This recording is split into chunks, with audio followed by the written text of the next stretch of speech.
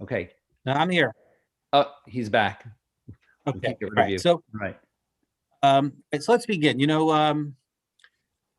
only took it's 8:06, but it feels like it's 8:40 with all of the Zoom difficulties. But let's begin. Julius, you've had a sort of I think I would say, two very interesting careers that I don't know if they've diverged or not, but definitely Mordechai is going to show some of your work. I mean, you are one of the top creators and illustrators in Canada. I was. You were. I think was. you retired in 2004 to devote yourself to Jews for Judaism. Yes. And if Mordechai can just show, I mean, you worked and you created some of the most amazing pieces, and you worked with the best and the brightest. And then you've also devoted your life to the Jewish people. And I think that's pretty amazing. As I mentioned before, usually when you think of someone devoting their life to the Jewish people, here are some of the amazing. This is not computer generated. This is just old school stuff. It was hand painted. This is all before computers. This is all before computers. To quote my wife, and I quote her often, Ellie, don't be an idiot. That's her famous quote. But another quote she always says about you, that you are sort of the Norman Rockwell of Canada. And I think that that if you look at these amazing photos, I love the introductory. That's the Haggadah with the three guys schluffing over there. That was the Rosh Hashanah Yom Kippur survival kit. The Rosh Hashanah Yom Kippur survival kit, which is you can't get more apropos than that image. But just look at these images. I mean, it is amazing. Just mind blowing, really. That you actually sat down on that canvas and it was bare, and then when you're done, it looks like that. So it's pretty incredible. And then you took another turn in your career, probably because of your life, and you joined. I don't know. You teamed up with Rabbi Michael Skolback. I don't know if you were first or he was first, but really, Jews for Judaism Canada is really you and Rabbi Skolback. You put that up, and so. Maybe you can just start off by explaining, because I think when most people hear Jews for Jesus, so we get a little bit nervous.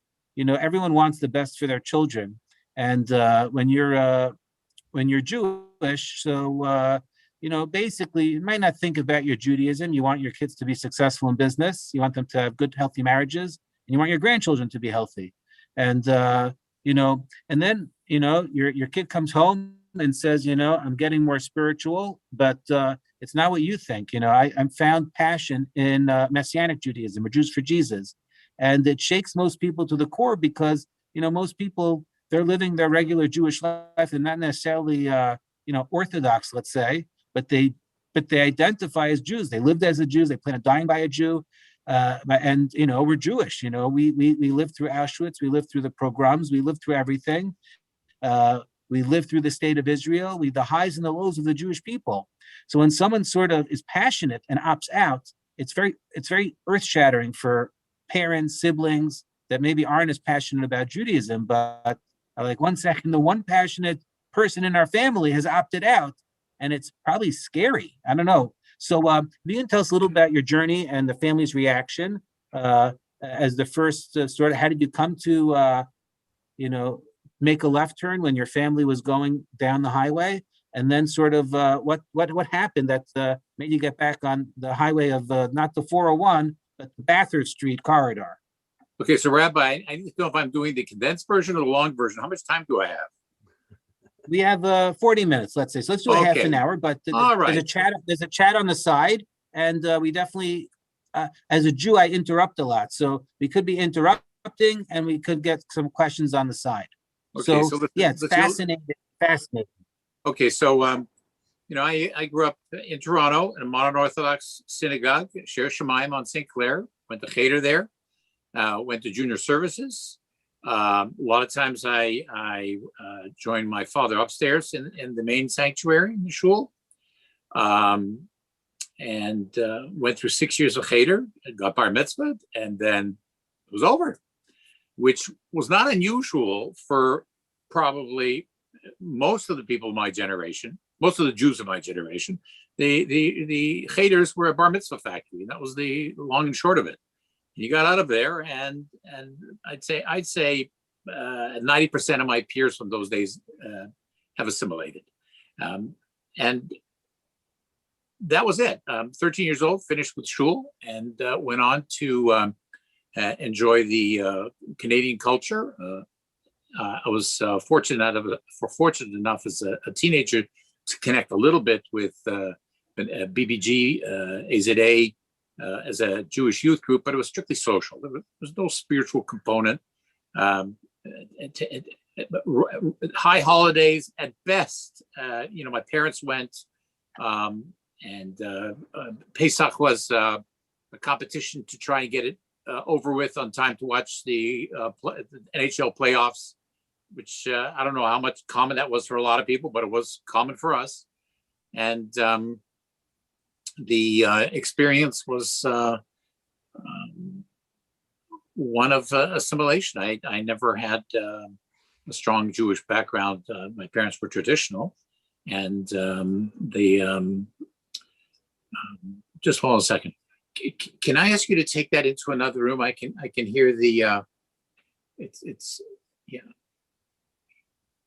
I'm hearing it. Okay, sorry. I was having some feedback. Can you turn it off? Yeah. I'm hearing myself. Yeah. By the way, that happens to me all the time when I hear myself. I'm not used to this, so my apologies. Anyways, basically started interdating as an older teenager, and there was no problem. I mean, parents were urging me to bring home a nice Jewish girl, but that didn't happen.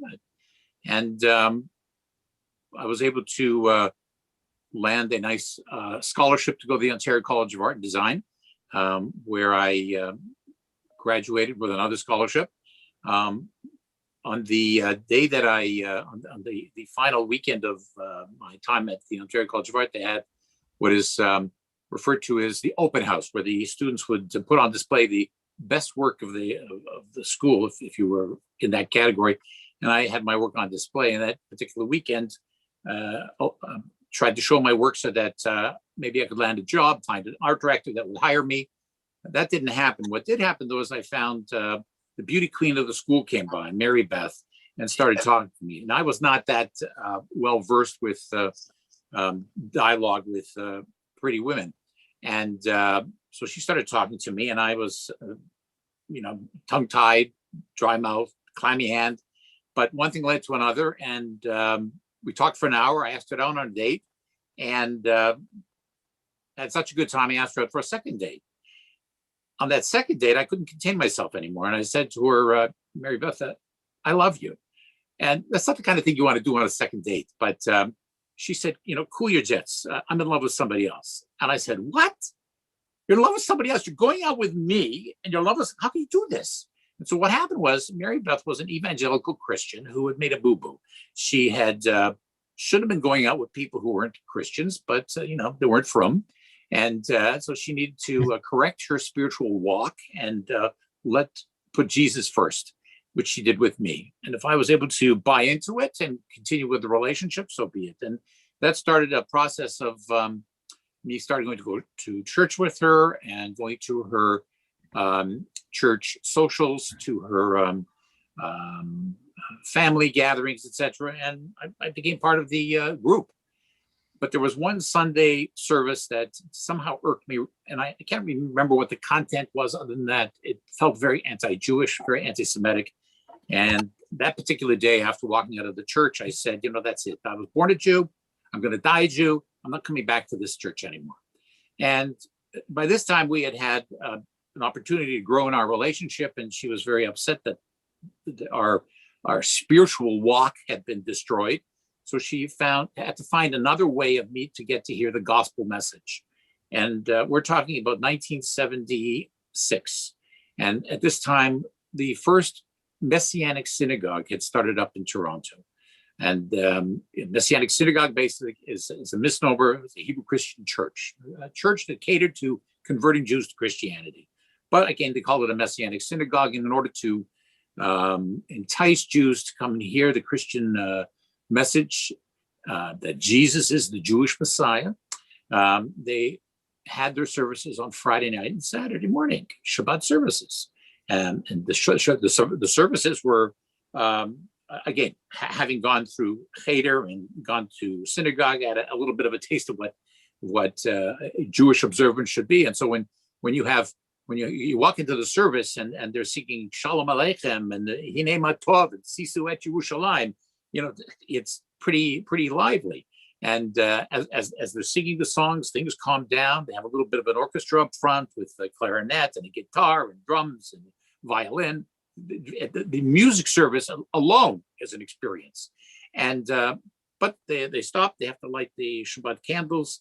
One of the women puts a kerchief over her head, comes and lights the 3 candles, which I find later on signify the Trinity, the Father, Son, and the Holy Spirit. They light the Shabbat candles and they say, Lahadlik ner shel Shabbat b'shem Yeshua HaMashiach. What's this? Yeshua HaMashiach. And then the Messianic rabbi comes forth and holds a glass of wine and says, More pri hagafen b'shem Yeshua HaMashiach. Nochamo b'shem Yeshua HaMashiach. And I see what they're doing here is they're praying in the name of Jesus Christ, but doing it in Hebrew. And but it didn't bother me. They're wearing kippahs in this place. They're wearing talesim, and most of the people were Jewish. And it was probably one of the most welcoming, friendly, warm, spiritual experiences I'd had ever, because I never really did get a lot out of my synagogue experience. So I started coming more and more often. And over the course of the year, I wasn't one of these quickie conversions. It took me about a year of going to their Bible studies and hearing their arguments for why Jesus is allegedly the Jewish Messiah. They had classes dealing with various proof texts. For instance, they have a proof that says that the Messiah will be born of a virgin. They quote Isaiah chapter 7:14. Behold, a virgin shall conceive and bear a son and call his name Emmanuel. And I go, wow, it's in our Jewish Bible. How come the rabbis don't see this? They quote another verse that says that the Messiah had to be crucified. And they quote from a pasuk from Tehillim, for dogs have encompassed me, evildoers have surrounded me, they pierced my hands and my feet. So who does this sound like they're talking about? How many people we know that are famous in the Bible for having their hands and feet pierced? Sounds a lot like Jesus. Oh, sorry, Yeshua. And slowly being exposed to many of their proof texts, and they have a lot of the need to having a blood sacrifice for your sins, and that Jesus was the perfect sacrifice. The very compelling arguments that they were making. I didn't have a strong background in Judaism to contest what they were saying, but one of the things that the Messianic rabbi would do was point to verses in the Bible that verified what he was saying. One of the interesting ploys that they do is they make a case showing how the King James Version is really a good word-for-word proper translation of the Tanakh. Once they show you the verses they want to show you that will substantiate that, then they go on and find the other verses which really are quoted out of context or have mistranslations, but I wasn't aware of that. By that time, I had been so convinced that the Old Testament was the Word of God that I just needed to be taken along a little bit further. But the process took a year, and it was at a Rosh Hashanah service in this Messianic Synagogue, where the Messianic rabbi made a very passionate comparison between the binding of Isaac and Abraham offering up his only son, and the analogy with God offering up his only son.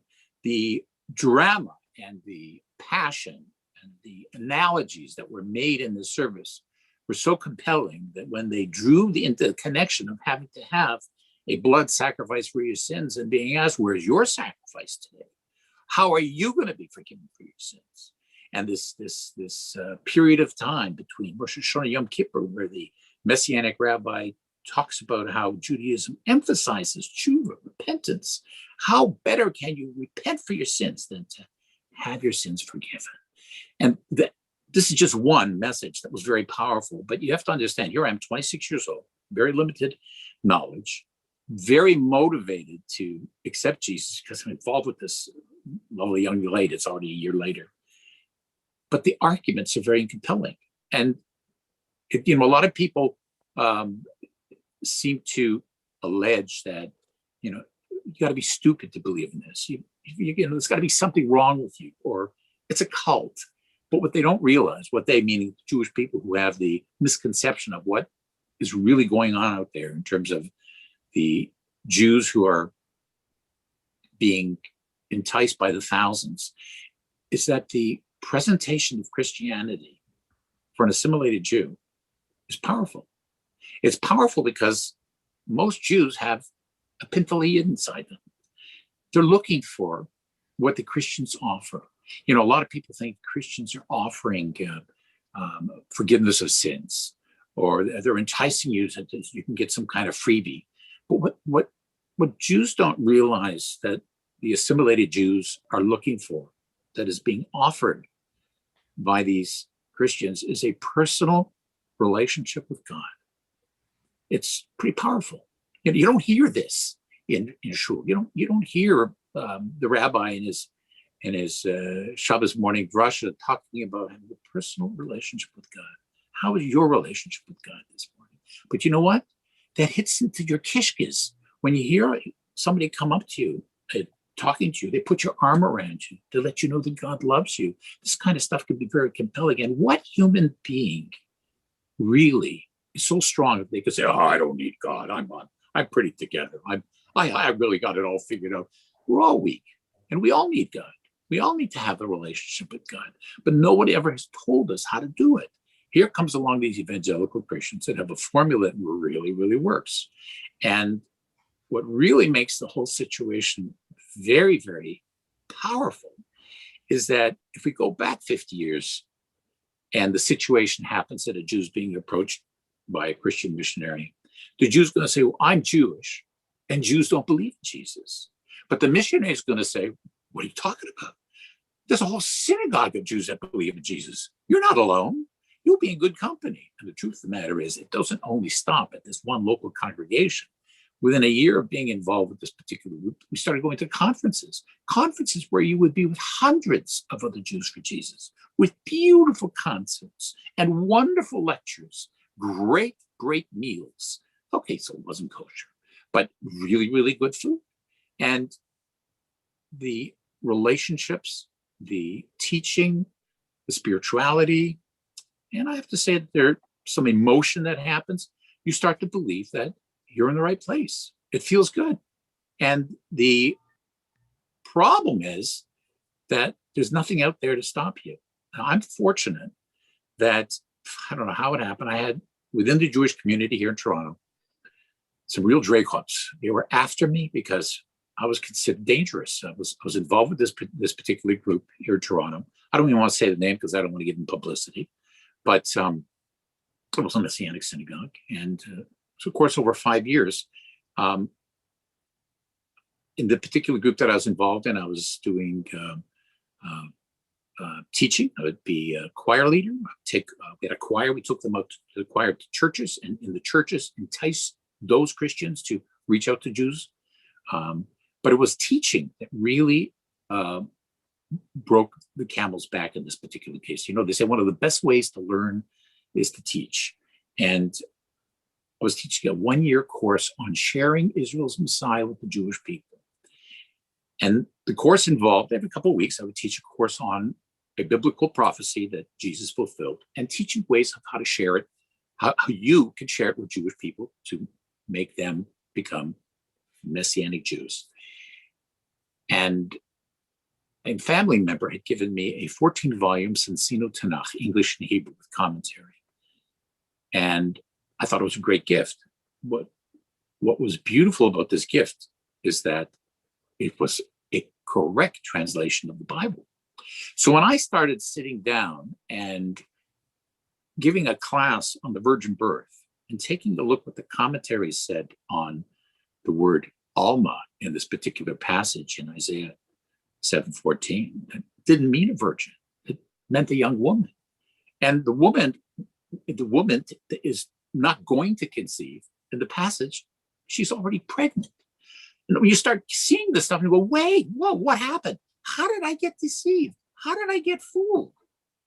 They go to another passage where they say the Messiah is going to be crucified. They show, they pierced my hands and my feet. They take the Hebrew ka'arid, which really means like a lion. Like a lion, they are at my hands and my feet. It doesn't mean they pierce my hands and my feet. But to the person who doesn't understand and have access to the Hebrew, but once I started seeing what the Hebrew had to say, I went, whoa, could I have made a mistake? Could I have been wrong after 5 years of telling everybody that I have the truth? Could I have made a boo-boo? And I couldn't think I did. In spite of this, filled with this questioning and this doubt, a Hebrew Christian or Messianic Jewish singing group came to town. It was phenomenal. The group was called Kol Simcha from Philadelphia, and I helped promote this concert because the idea behind our congregation bringing this group was that through Jewish people coming to hear the choral group present these beautiful songs, it will help bring more Jews to believe in Jesus and help bring the Jewish community of Toronto closer to what we were hoping would happen, the imminent return of the Mashiach. And what I didn't expect, though, was what happened at this concert. I personally, with my artistic talents, had rendered the advertising for this concert, put posters all over the city. One of the funniest incidents in those days, Negev bookstore was around. And in those days, it was before Israel Kaplan and Arthur Kaplan were both in Negev. For those of you who are from Toronto, you know what I'm talking about. I went in there to try to put up this poster in the Negev bookstore. Boy, did I get an earful from these guys. Anyways, the concert happened, and it was at Northview Heights Secondary School at Finch and Bathurst. And outside was one of the largest Jewish protests in the history of Toronto.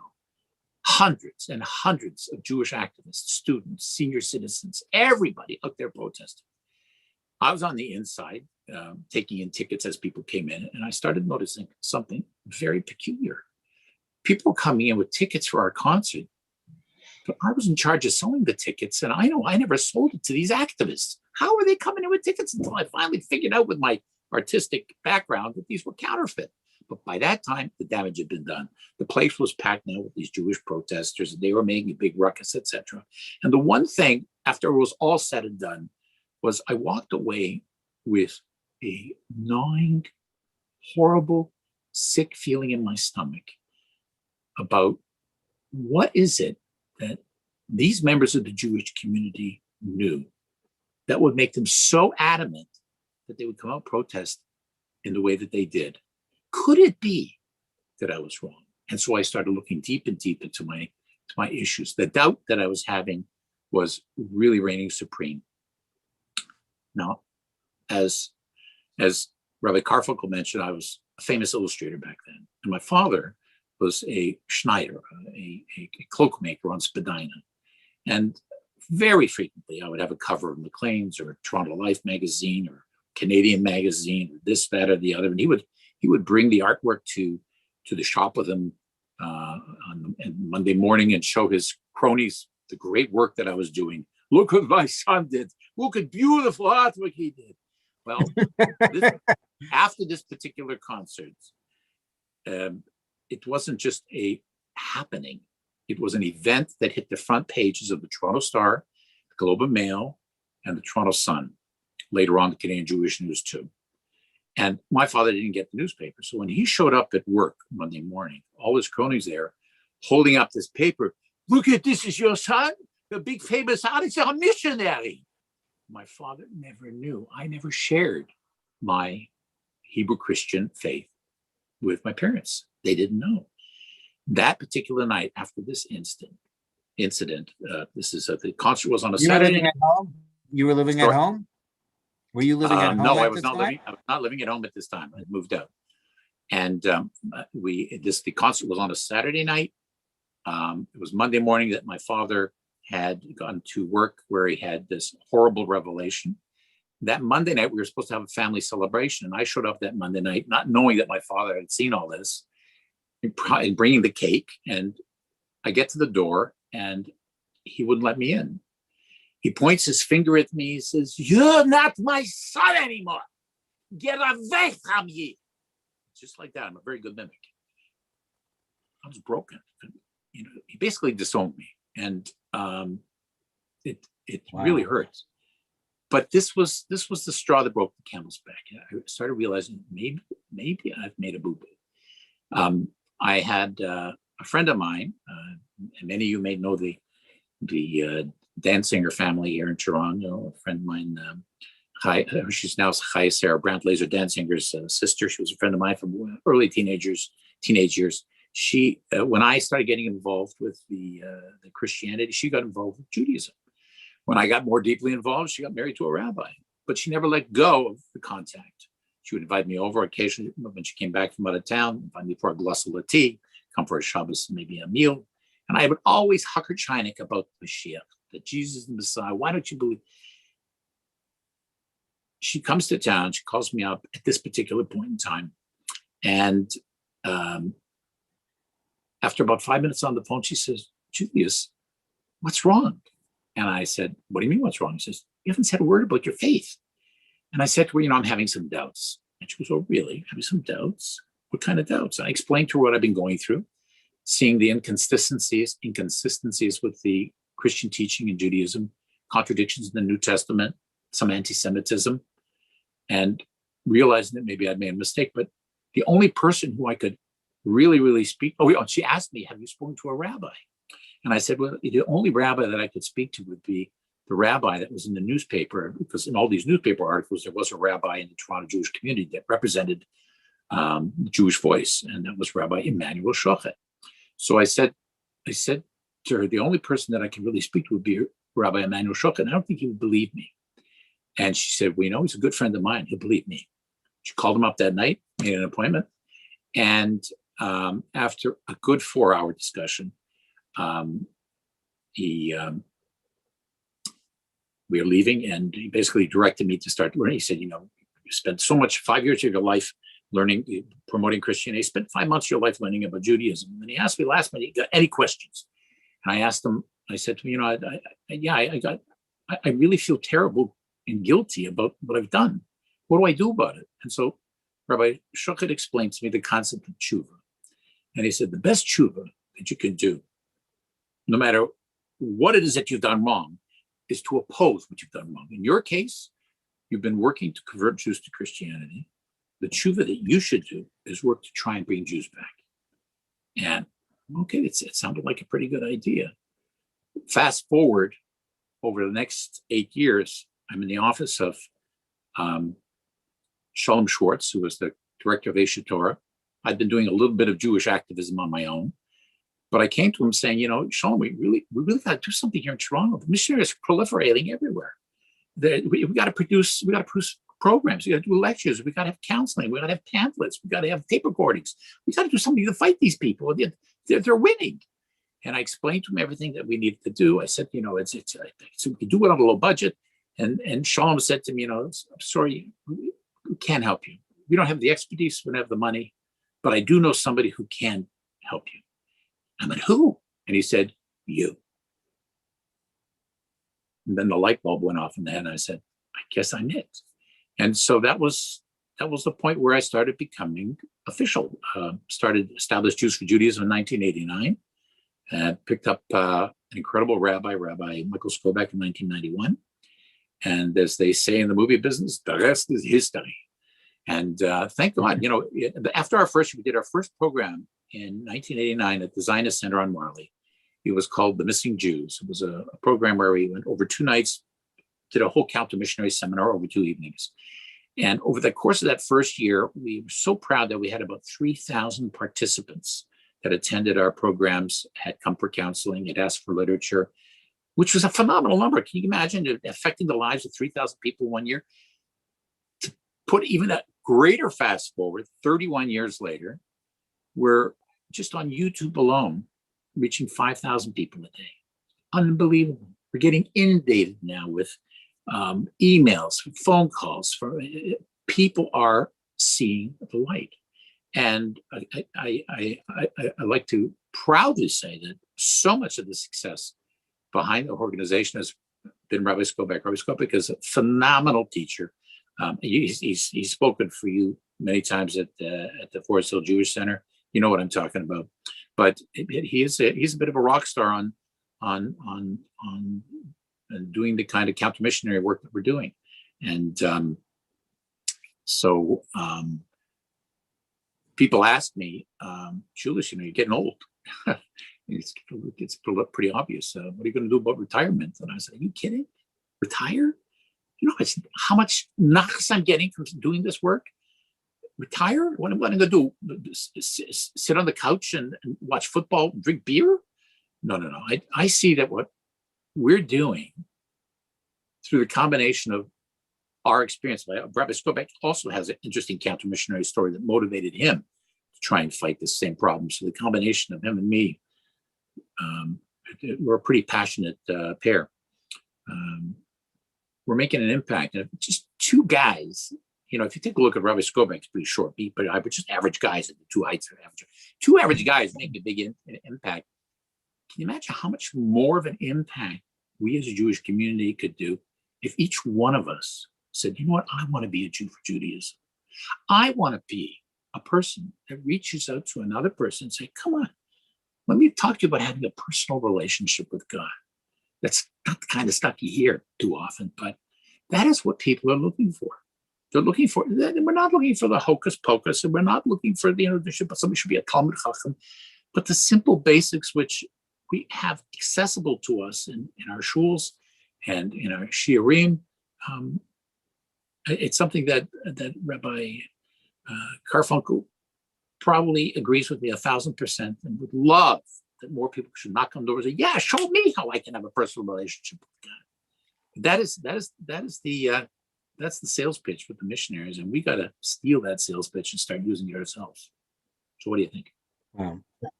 I think it's amazing. I'm looking for some questions on the side. I'm just wondering, when you got, I don't want to say sucked in because you voluntarily went to these things. The internet didn't exist. So do you find that it's the same game? People just they see their synagogue as apathetic. They see their siblings and their parents as living like, sort of regular Jewish lives. And it's the same type of passion that the Messianic synagogues have that draw people. Can people go, how do people get sucked in when there's so much kosher information on the internet? You know what? You're deceiving yourself, because if you even just type in the word kosher into Google, half of what you're going to get is not kosher, but Hebrew Christian.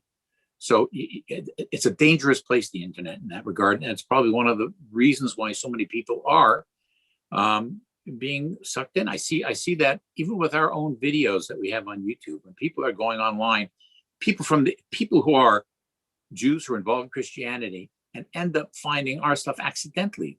They'll type in some keywords and get our videos pop up in much the same way as that happens, and we are able to rescue somebody. The converse happens when a Jew, let's say from York University, is studying comparative religions, and he or she goes to the computer and types in kosher or synagogue or high holidays.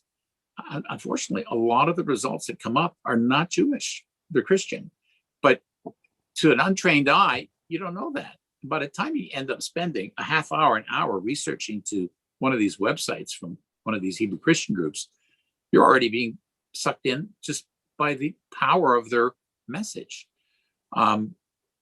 I think that we as a Jewish community have a very, very big challenge, because so many of us are just coasting along, and the concept of outreach is almost like unknown for many individuals.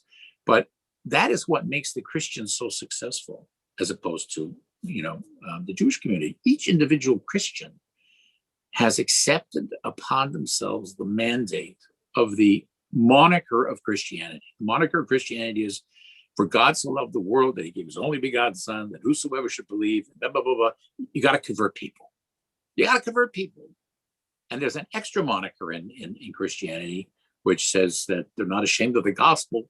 It's the power of salvation to all who believe, to the Jew first, and then the Gentile.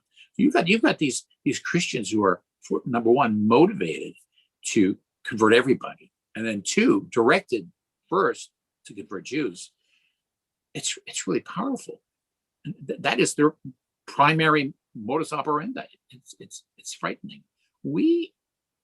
Many of us in the Jewish community, and when I got involved with the Jewish community, I found my experience through groups like Or Sameach, Aish Torah, Chabad Lubavitch, phenomenal.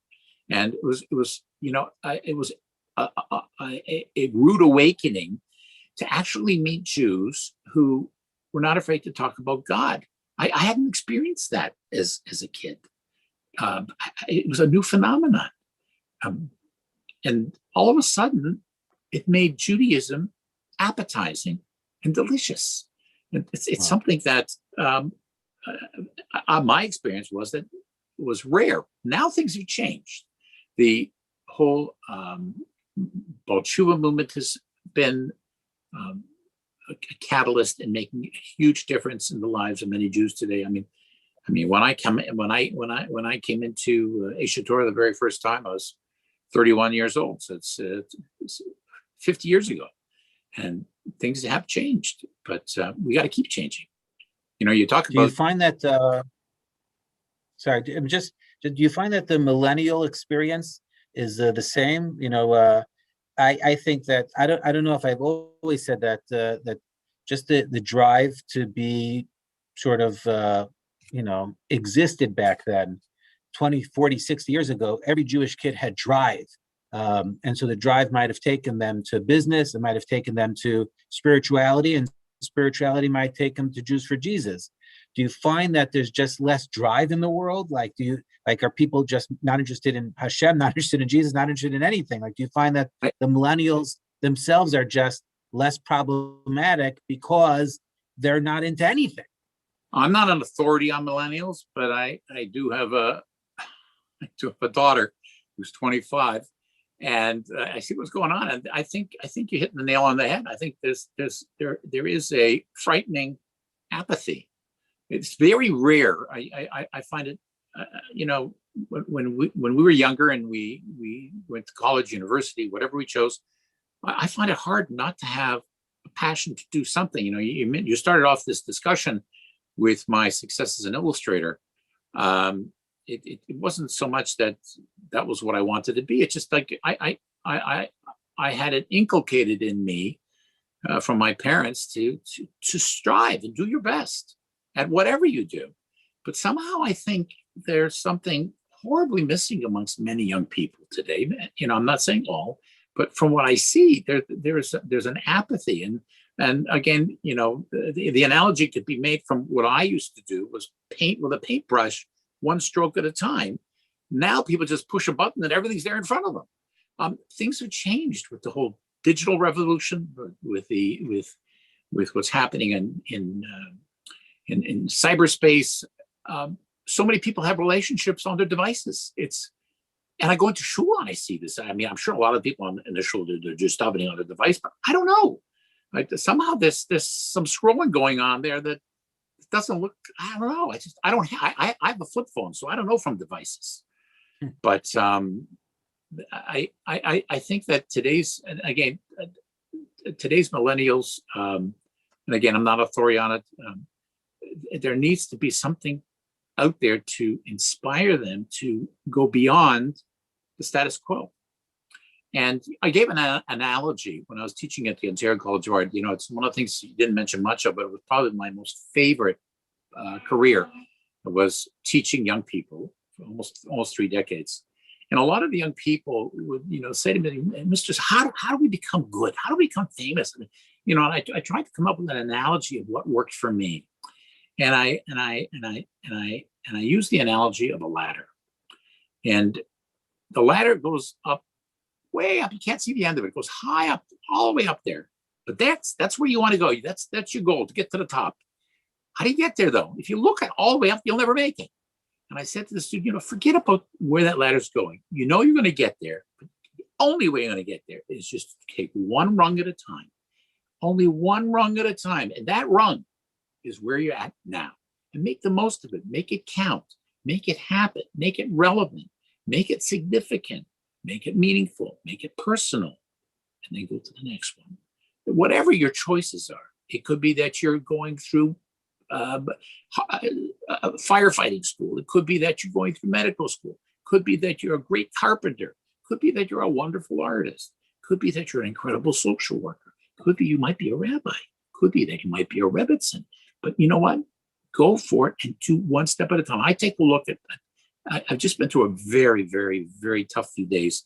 I just can't believe how much I've accomplished. But if I would have looked back just a few days ago at what I've done, without going into the details, couldn't do it. But just keep pushing one step at a time. And whatever our goal is. Let me ask you a couple of see some questions on the side. Just in 1 minute, just some rapid fire questions. Question on the side here. Given what you said about the commitments about Christians to convert Jews to Christianity, should we be concerned about the quote unquote love the evangelical Christians have for Israel? Yes. Should I say more? Yes. Okay. Rabbi Skobek. No, I just going to say Rabbi Skobek has an incredible video on this called "The Trojan Horse: Evangelicals Support for Israel." And this Trojan, it basically is a double-edged sword.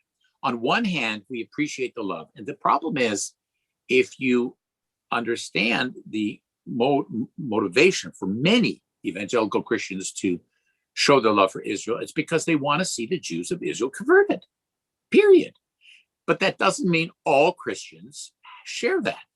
But having been a Christian, having broken bread with Christians, having sat on some of the original meetings of the International Christian Embassy here in Toronto with the original founders and listening to their passionate reason for why they want to do this, their primary reason was, and this is, I say this about the International Christian Embassy, I say this about Bridges for Peace, and there are many other organizations, all who want to show lots of love. But I'm going to tell you, the quote that comes from the New Testament comes from Paul.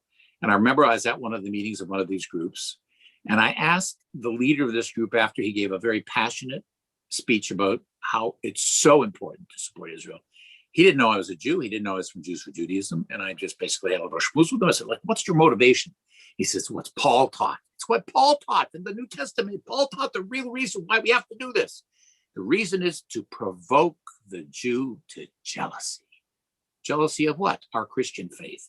So, you know, a lot of people don't realize that missionaries are often successful, not because they're handing out pamphlets, not because they are sitting there going through Bible verse after Bible verse. They're being really nice, really loving, really kind. And the actual gospel message might not come right away in their relationships. But when that particular missionary leader said that the goal was to provoke the Jew to jealousy, what that told me was, as much as I appreciate the generosity and the kindness of many of these Christian groups, I know from my experience, very hard to draw the line between which ones are just doing because they love Jews and they want to help and they appreciate that God gave the land of Israel to the Jewish people, and how many are using this for a prelude to bring about and hasten the return of Jesus Christ in the end times, which is what they believe. And it's a double-edged sword. When you talk about, so you know, I'd say like there's, I think there's 2 billion Christians in the world. There's, I think, 8 or 9 billion 2.2 billion. 2.2 billion. And there's 1.8 Muslims. And there's and so when you think about you know, other big people on the pie chart that do not necessarily believe in, you know, monotheism, Christians and Muslims, they basically, that's 100% of the monotheistic world. I mean, the other 4 million might be, you know, believe in other things. How many of those people, like your average coworker that's Christian, I mean, is that something we should be scared of, or they're just regular people like us? And, you know, like, are we should we be scared of everyone, or? You know, I'll give you an analogy of the caregivers that I hired from my father. My father was in Baycrest for many years, and 2 of the 3 caregivers I hired for my dad's care were evangelical Christians. But I interviewed them, and I got a sense that they weren't out to convert my father. They were out to be the incredibly great people they are. And to this day, my father passed away, alav shalom, 4 years ago, and I've recommended his caregiver to other people who were so happy with him. And I know, and she's a pastor in her church. So you would think, isn't this a contradiction? No, because she knows what's out of bounds and what's not, and she's one of the few that I find is a remarkable example of a Christian that I think is on our side. But it's hard to know that. You know, I've heard the opposite stories of caregivers that are taking care of family members and kids and proselytizing. So it's hard to know. But one thing I definitely say, yeah. I just to say I had it. Yeah. Sorry, I interrupted. The one thing I have to say about working with a serious evangelical, a serious Christian who is not proselytizing is, you know, that at least their foundation is on the same Torah principles that Jews uphold, which is important, you know, their values. And so to me, that made a big difference when it came time to finding just the right person for my dad. Okay, I want to make a statement and then ask a question. My statement is, first of all, you know, so we actually caught one of our cleaning ladies telling one of our, I think the kid was still in a high chair, so maybe 2 years old, saying that, you know, you should thank Jesus for life and stuff like that in the rabbi's own home. And so, you know, it is something that does pop up. I mean, my kid, I don't think was negatively affected, but it does happen even in the holy rabbi's home. So here's my question: is that, you know, there's that famous verse that Jesus is going to be born from a virgin mother, and it's, to me, you know, it's so obvious it doesn't say virgin there. It's a misquote.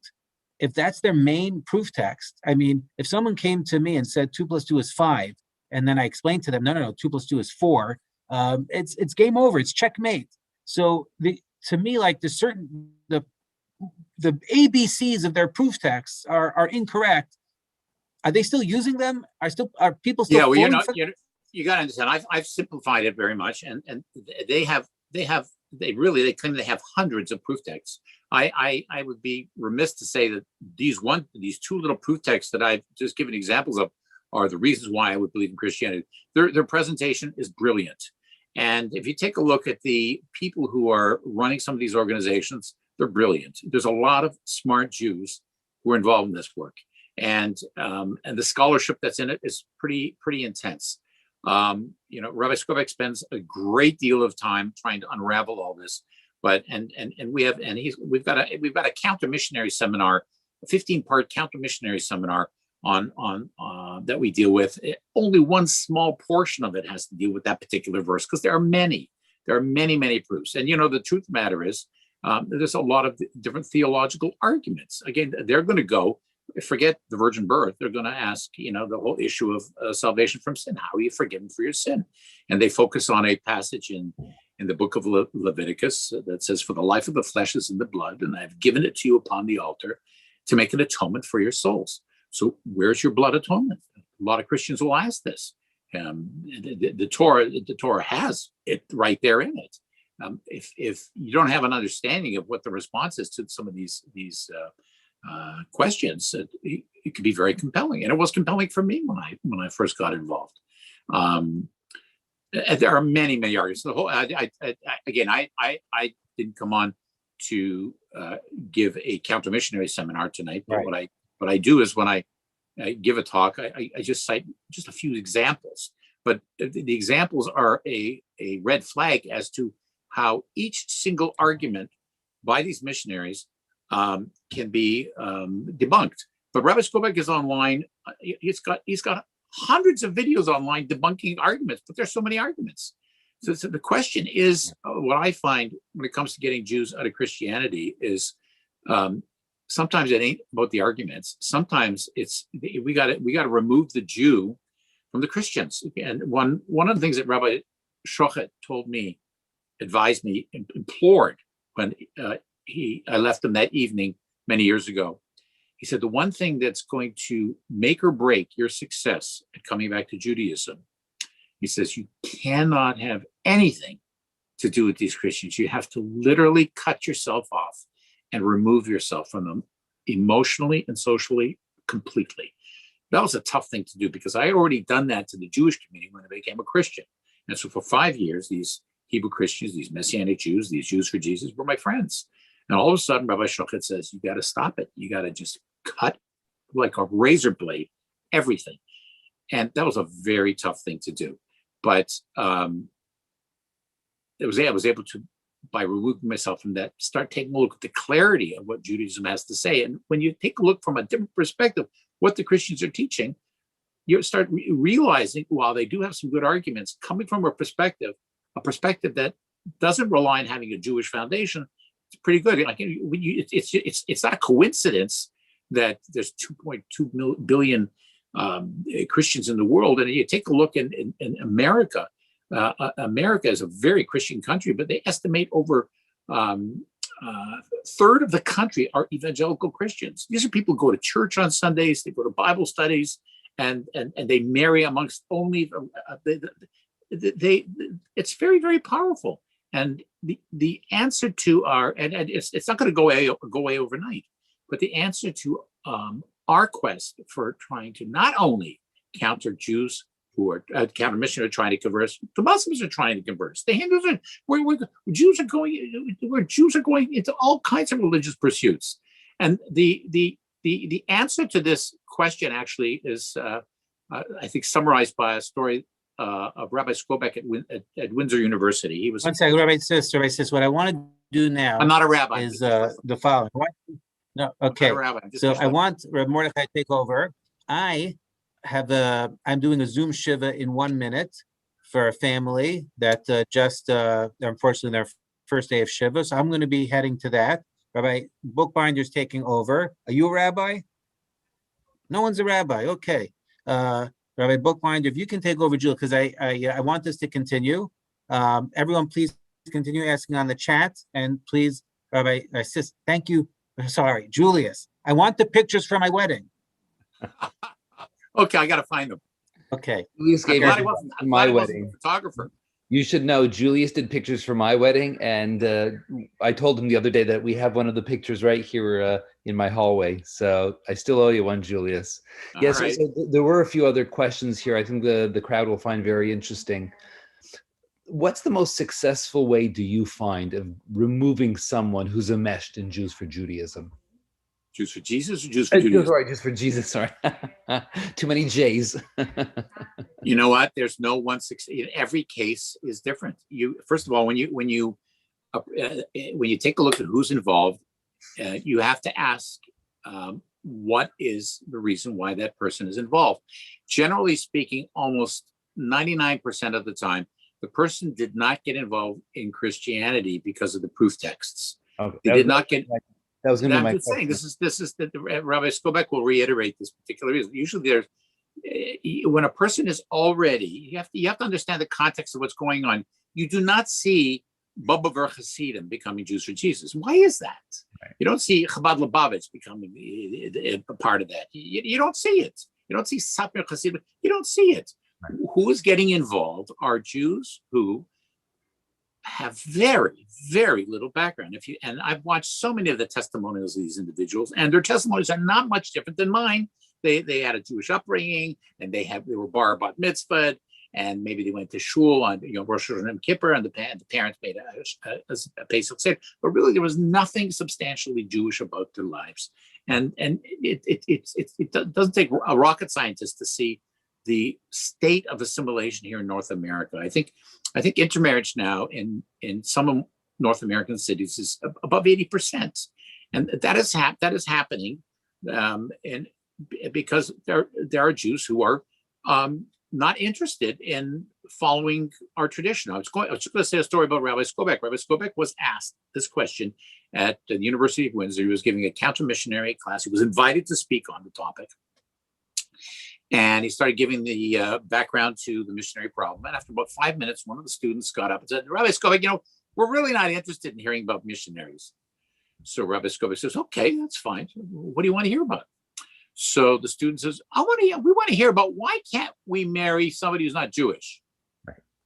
And so Rabbi Skobik said, okay, it's a good question, but you're asking the wrong question. And the student scratches their head. What's the right question? Rabbi Skobik says, the question you should be asking is, why be Jewish? That's a good question. Why should I be Jewish? Especially if you're born Jewish, why should I be a Jew?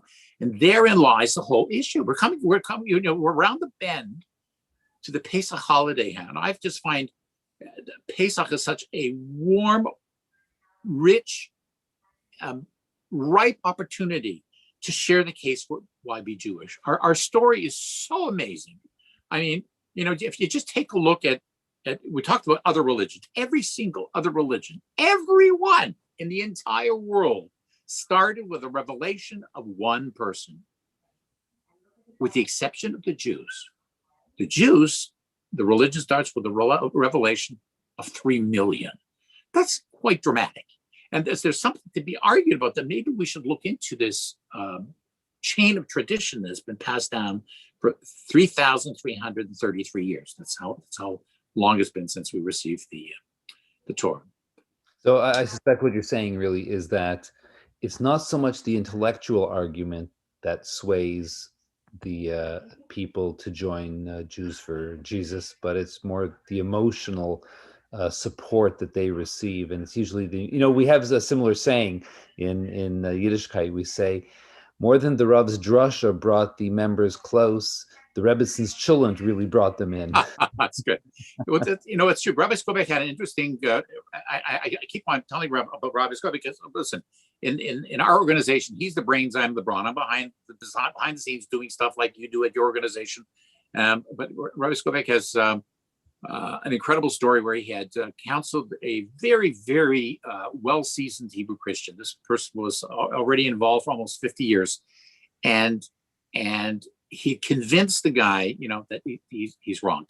And the guy said to Rabbi Skobik, he said, you know what, you're right, but I got concrete boots. What are concrete boots? You hear in some of the crime stories in New York when they wanted to dispose of somebody, they put the boots into concrete, throw them into the ocean, finished. He says, I got concrete boots. I'm stuck. Why do you get? He says, I'm the Messianic pastor of a Messianic rabbi of a congregation. I'm an author. I teach in a Christian school. My wife is involved in this. I have children who are involved. He said, and I have Messianic congregation. Yeah, what am I? Even though his seichel was telling him he's wrong, he says, I'm stuck. And you got a lot of people getting involved. I cite for you the whole issue of intermarriage here in North America, where a third of the population are evangelical Christian. There's many others who are other Christians. When a Jew gets intermarried in North America, highly likely he or she is marrying a Christian. And highly likely that Christian has a strong evangelical background. So it's highly likely that if there are going to be kids, it's highly likely the kids are going to be brought up more Christian than Jewish. Not all the time, but I'll give you a story. What happened? I spoke at a very progressive synagogue in Phoenix about 15 years ago, and I was invited to speak to the Sunday school, the kids and the kids and the parents were learning together, and I was speaking on the battle for the Jewish soul, the reason why Jews for Judaism is in existence. And I gave a story about the missionary problem. And when it was over, the principal of the Sunday school came over to me, and she was livid. She was red as a beet. She was so angry.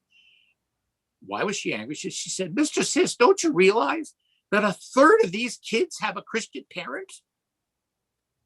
How was I supposed to know? And I'm invited by, it was a little progressive, but my job was to give my message. But I did not know that a third of these kids had Christian parents. This is a synagogue.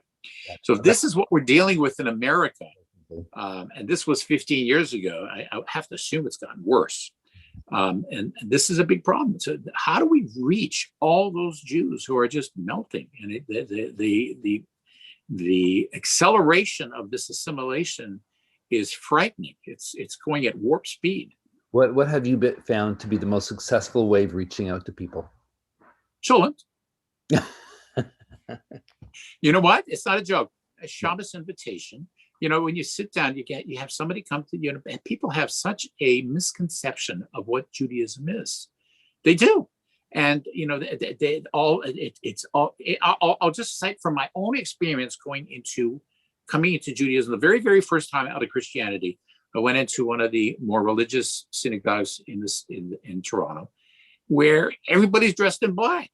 Everybody's got beards. And I felt like so, it's like, it's so alienating.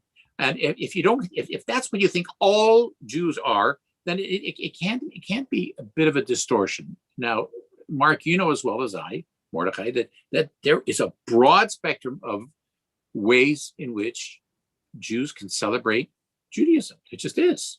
You and I both do it differently, but we're on the same page. So, and this is one of the beautiful things about Judaism.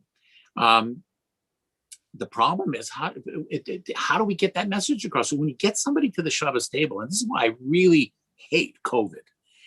Prior to COVID, it was just so fantastic. You have somebody at the Shabbos table, and next week it would be somebody else, and you could just, let loose and talk about stuff and have a nice Dvar Torah and have a discussion about the Parsha and ask a question about kashrut or ask, there was stuff going on. I really missed that, and I'll be so glad when COVID is finished we resume that.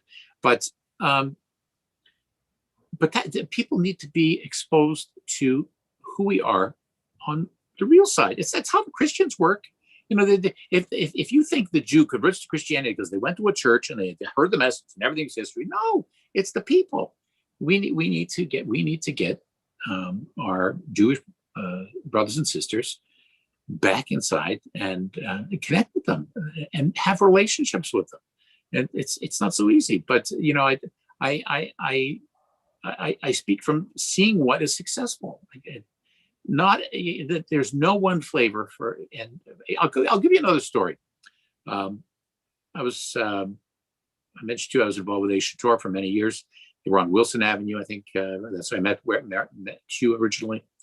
And I was speaking Rosh Hashanah about my story, and in the question and answer session afterwards, we were talking about, one of the questions was like, well, we want to be a Jew for Judaism, you got to be more Jewish. So one of the gentlemen in the audience rose up a hand and said, Mr. Ciss, I got a big problem with what you had to say, because I'm saying, a good place to start in your quest for Judaism is starting keeping Shabbat. And he said, I can't keep Shabbos. I said, why can't you keep Shabbos? He said, I work on Saturday. Oh, okay. So you're trying to tell me that because you work on Saturday, you can't keep Shabbos? Said, yeah, that's right. I said, so let me ask you a question. Do you work Friday night? No. So why can't you keep Shabbos on Friday night? And he went, I can do that? And I said, listen, it's not all or nothing. Everything you do is important. He was shocked. And again, that's it. You don't want to advertise, you can do just Shabbos in increments, but once he found out that he could do something for Shabbos, it's better than nothing. This fellow, by the way, once he started going to shul, and once he started keeping Shabbos Friday night, even though he was working on Shabbos, eventually gave up working on Shabbos and became Shomer Shabbat. But you got to. It's somebody starts keeping kosher. They don't transition from eating pork and beans to going to a kosher restaurant. It just doesn't happen that fast. Okay, so they stop eating the treif meat. Slowly, it's not overnight. But every person is different, and you know what? You won't know how different each unique person is until you get to know them. And I think that it's about relationships. We very good, step by step. Let me just ask if there's anybody else who has any questions. I'm just looking here on the side if anybody has any other questions that they want to ask Julius about his fascinating work and the state of Jewish affairs in Toronto, and maybe what we can do. But by the way, the state of Jewish affairs in Toronto is a misnomer. It's the state of Jewish affairs in the world. So, although I'm sitting in an office at Lawrence and Bathurst, things have changed. And if this interview was taking place 30 years ago, we could say the state of affairs in Toronto, but we are global. Everything we are doing now at Jews for Judaism is global. It's worldwide. It's international. There are no borders anymore. When I check my YouTube results and statistics and analytics at the end of the day and see whether with 6,000 people or 7,000 people that we've reached that particular day, these people are coming from all around the world, and it's the outreach that we do, and you must be experiencing this at the Forest Hill Jewish Center. We're doing this now here, and you're in Toronto, and I'm in Toronto. But who knows how many people are watching this from places around the world? Yeah, I'm going to give you another example, by the way, around the world. We got an email once from a Jew who was stationed at a scientific research station in the Arctic Circle, close to the North Pole. And he was at this scientific research station with 3 other people, all of whom were evangelical Christian. And they were all bombarding him, and he didn't know what to do. And he went online, found Jews for Judaism, sent us an incredible email and said, you know what? I'm probably the world's furthermost Jew for Judaism you'll ever see, but thanks to you guys, I'm Jewish. Because he was able to come online, like they didn't invite Rabbi Skobek up to the North Pole to give a talk, but they did. He was able to get him online with the internet, and we were able to keep Jews Jewish at the North Pole. That's pretty good. I haven't got a letter like that from the Antarctic yet, but I hope we get one soon.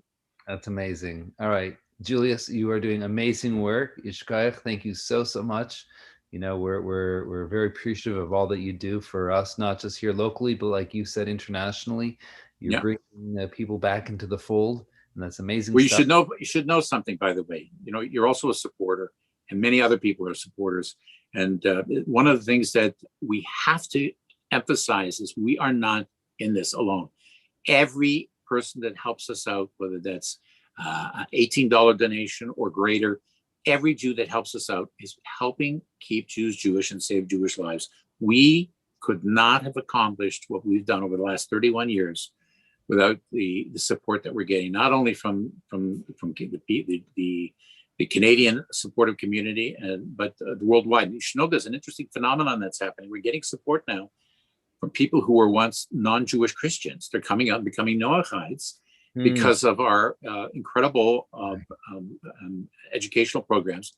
And so we're getting support from people who have abandoned Christianity, and through the teachings that Rabbi Skobek teaches Noachites as well, we have an incredible worldwide movement of non-Jews who are celebrating the 7 laws of Noah. It's pretty amazing, and it's all making a big difference. It's too bad that you're raising that now just at the end, because that in and of itself could be a whole other topic. I remember. You know what? You'll have Rabbi Skobek on, and he'll talk about it. Right. That's a fascinating piece in and of itself.